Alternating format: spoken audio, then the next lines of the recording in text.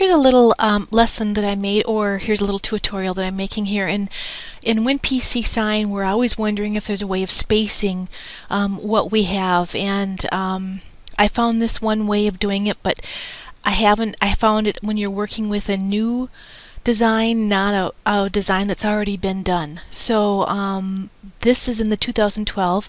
This is before the last update. I do think that there's some spacing things that you can do now in the new update as well. I need to update my computer here before I can show that to you.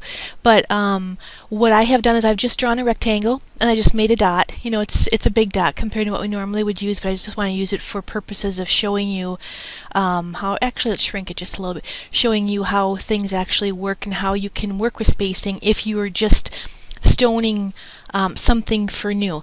So what I do is I go ahead and I select both of the images here, or I select, say this is my design, and then my dot up here, which would be the size of the rhinestone that we're wanting to cut in our template.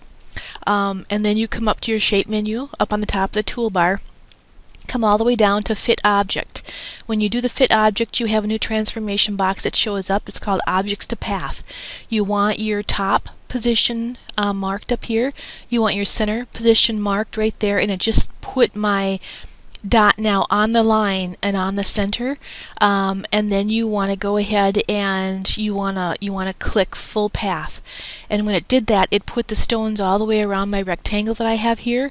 And now there's a spacing bar down underneath here. So you just find out where you want your spacing, and as you turn this bar, it changes your spacing between whatever it is that you're working with, and you can go back and forth until you find a spacing that you actually like that works with whatever design it is that you're working with.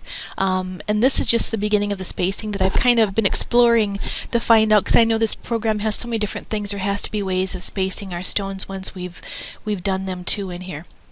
Once I get the new update downloaded, I'll go ahead and I'll work with some of the things I think that are in that particular update. I'm not quite sure yet, but anyway, this is one way. And if anybody, you know, this is a good thing for all of us to work on, because it seems like we always want to go in and do some different spacing and different stuff after we've created something. So if anybody else has any other ideas and what they've found too, please post it up on the forum. And let's work with this program and find out how we can actually work with this. But as you can see, that this is a pretty cool thing here if we can incorporate it into some of our designs that we've already done. So just help me discover more about this program, and if you have any ideas, just let me know and let the forum know. Thanks.